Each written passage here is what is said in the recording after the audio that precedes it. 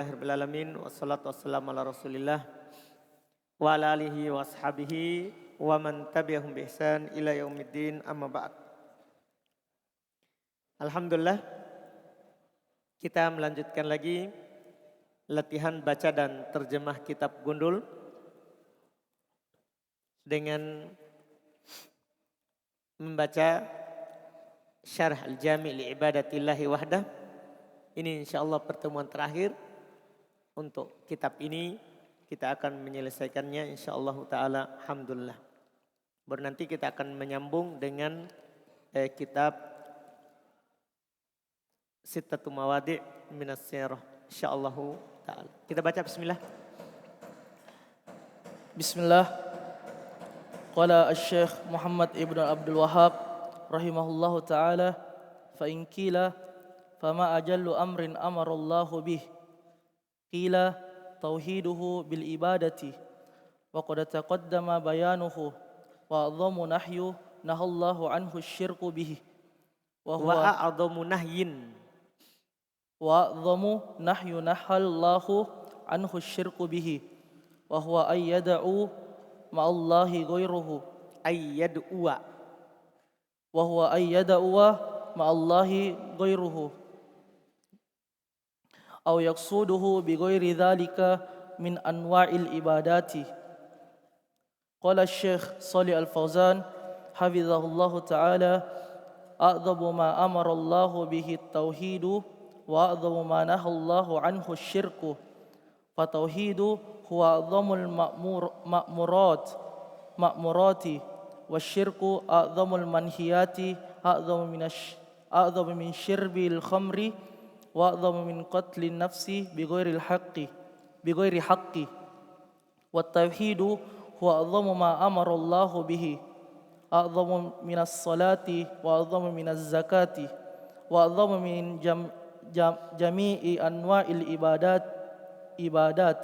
ibadati walidhalika awwalu ma bada'a bihi ar-rasulu bid-da'wati ila at-tauhidi syahadatu an la ilaha illallah wa anna muhammadar rasulullah.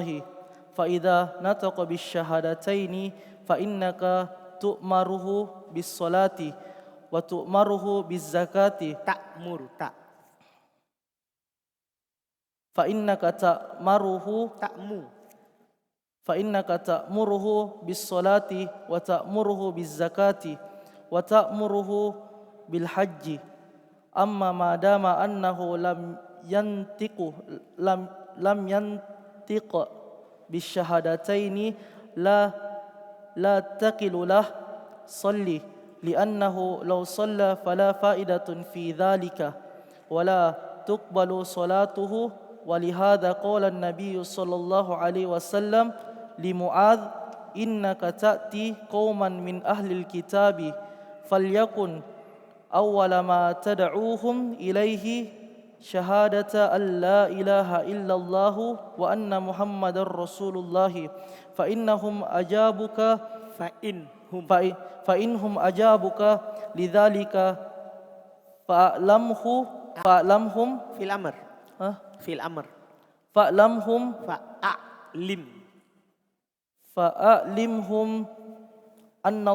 anna Allah aftarada alaihim khamsu salawatin fil yawmi wal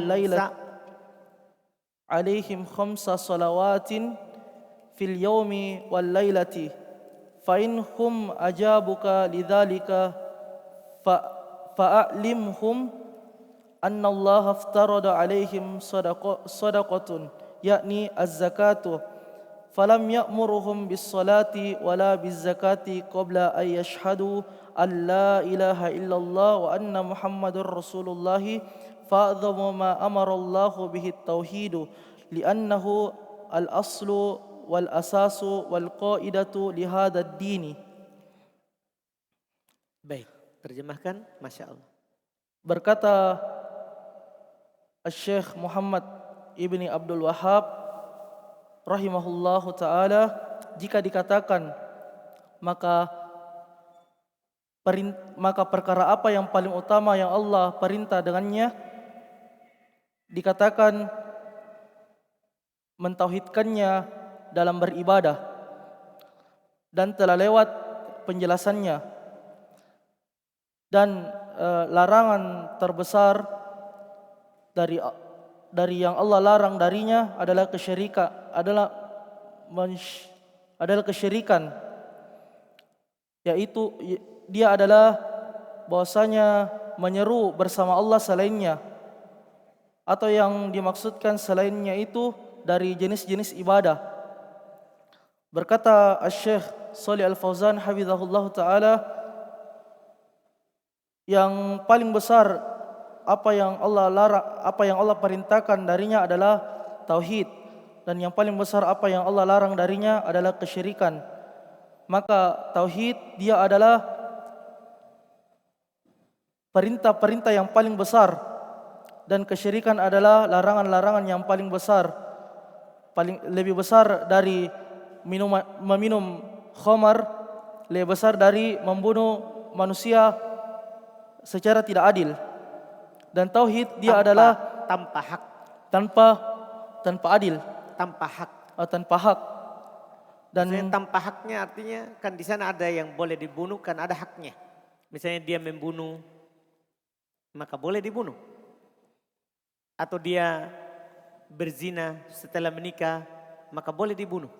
Itu namanya dengan haknya, dengan haknya. Dan tauhid dia adalah perkara yang besar yang Allah perintahkan dengannya.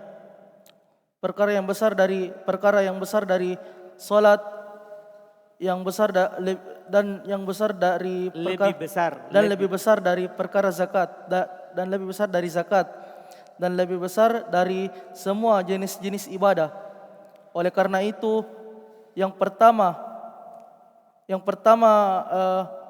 Rasulullah mulai dengannya dengan mendakwakan kepada tauhid,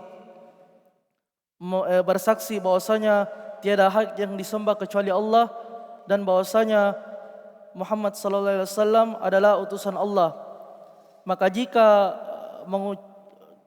mengucapkan dengan dua kalimat syahadat, maka sungguh diperintahkan kamu diperintahkan memerintahkannya untuk salat. Kan fi'il ma'lum. Kamu memerintahkannya untuk salat. Artinya faida nataqa bisyahadatain, kalau dia sudah mengucapkan dua kalimat syahadat, fa innaka ta'muruhu bis shalah. Setelah itu kamu perintahkan dia untuk apa? Salat. Dan kamu perintahkan untuk zakat, dan kamu perintahkan untuk haji. Adapun yang selama dia tidak mengucapkan dua kalimat syahadat, maka tidak dikatakan untuknya salatlah, karena walaupun dia salat tidak ada faedah padanya. Ini dia. Kalau orang tidak benar dalam syahadat, kita tidak perintahkan dia untuk sholat. Karena percuma sholat kalau syahadatnya tidak benar. Dan tidak diterima sholatnya. Oleh karena itu berkata Nabi SAW kepada Mu'adz, bahwasanya kamu akan mendatangi suatu kaum dari kalangan ahli kitab, maka hendaklah yang pertama engkau serukan kepadanya adalah syahadat, bahwasanya bersaksi bahwasanya tiada hak yang disembah kecuali Allah, dan Muhammad adalah utusan Allah. Jika mereka menjawabmu, maka ajarkan kepada mereka bahwasanya Allah mewajibkan atas kalian salat yang 5 dalam sehari semalam. Maka jika mereka menjawabmu, maka ajarkan kepada mereka bahwasanya Allah mewajibkan atas mereka bersedekah, yakni berzakat. Artinya sedekah di situ bukan sedekah sunnah. Yang diinginkan dengan sedekah sini adalah apa? Zakat. Artinya setelah dia bertauhid, diwajibkan dia untuk membaca apa? Melakukan solat. Setelah dia mengerjakan solat, diajarkan zakat. Terus? Maka tidak diperintahkan untuk solat dan tidak diperintahkan untuk zakat sebelum mereka bersyahadat bahwasanya tiada hak yang disembah kecuali Allah dan Muhammad adalah utusan Allah. Maka perkara yang paling besar apa yang Allah perintahkan dengannya adalah tauhid. Karena tauhid dia adalah pokok, dia adalah asal dan dia adalah pokok dan kaidah, pondasi dan kaidah untuk agama ini. Enggak. Dan tonggak. Dan Kan tonggak koedah itu bukan koedah. Maksudnya menjadi tempat berdirinya sesuatu. dan tonggak untuk agama ini.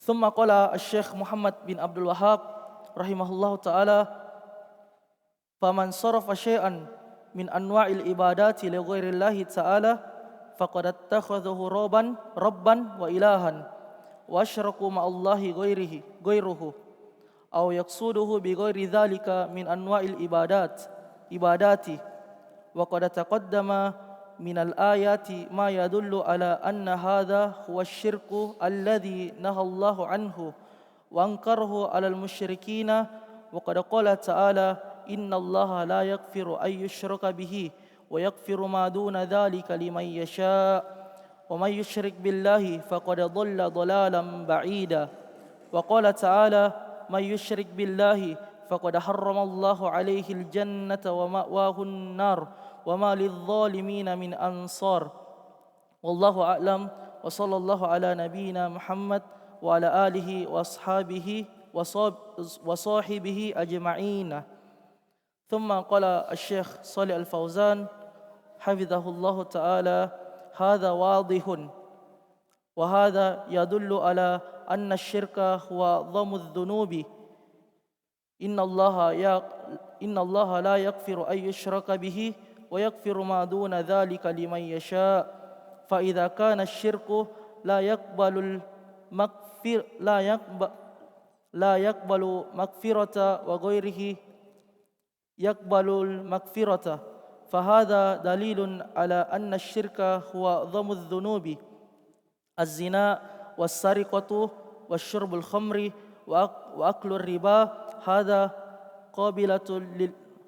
قابلة للمغفرة فهي تحت المشيئة إن شاء الله تحت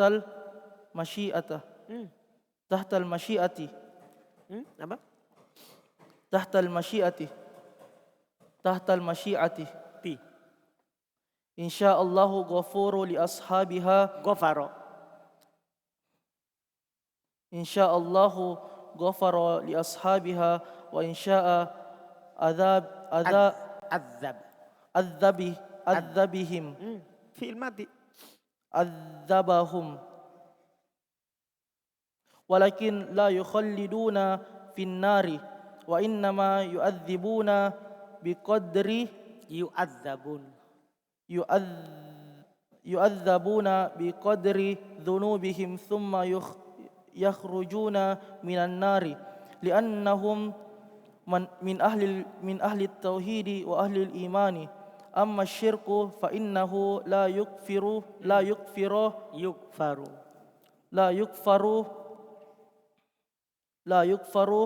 وصاحبه لا يخرج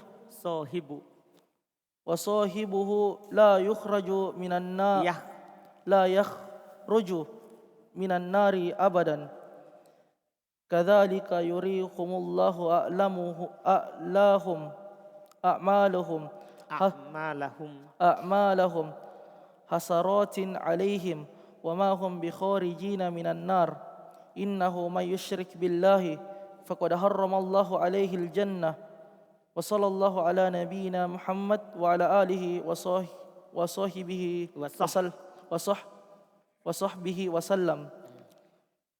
Berkata Syekh Muhammad Ibn Abdul Wahab rahimahullahu ta'ala, maka barang siapa yang memalingkan sedikit pun dari jenis-jenis ibadah kepada selain Allah Ta'ala, maka dia telah mengambil Rabb dan sesembahan dan menyekutukan bersama Allah selainnya, atau yang dimaksudkan selain itu dari jenis-jenis ibadah, dan telah lewat dari banyak ayat yang menunjukkan atas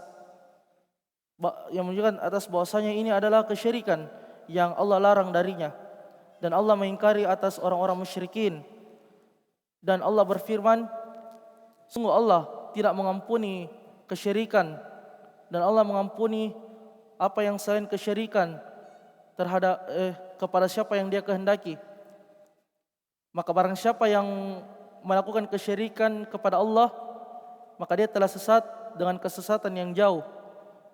Dan Allah Ta'ala berfirman, barang siapa yang melakukan kesyirikan kepada Allah, maka diharamkan untuknya, maka Allah haramkan untuknya surga, dan tempat kembalinya adalah neraka, dan tidak ada penolong, dan tidak ada seorang pun penolong kepada orang-orang yang zalim. Sungguh hanya Allah yang tahu. Dan salat Allah atas Nabi kita Muhammad, dan atas keluarganya dan para sahabat seluruhnya. Berkata Syekh Shalih Al-Fauzan hafizahullah ta'ala, ini jelas dan ini menunjukkan atas bahwasanya kesyirikan dia adalah dosa yang paling besar. Allah berfirman, innallaha, bahwasanya Allah tidak mengampuni dosa kesyirikan, dan Allah mengampuni selainnya kepada siapa yang Dia kehendaki. Maka jika kesyirikan tidak menerima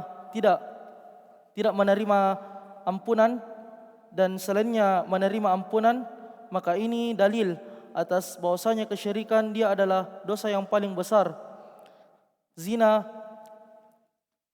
dan mencuri dan meminum khamar, memakan riba, ini menerima ampunan, maka dia dibawa kehendak Allah. Jika Allah menghendaki, maka diampuni pelakunya, dan jika Allah diampuni, dia kan fi'il ma'lum, dia diampuni, dia mengampuni, kan Allah fa'il. Jika Allah menghendaki, dia mengampuni pelakunya, dan jika Allah menghendaki, dia mengazabnya. Akan tetapi tidak kekal di dalam neraka, dan sungguh apa yang tiada lain diazab mereka dan tiada lain mereka diazab sekedar dosa-dosa mereka.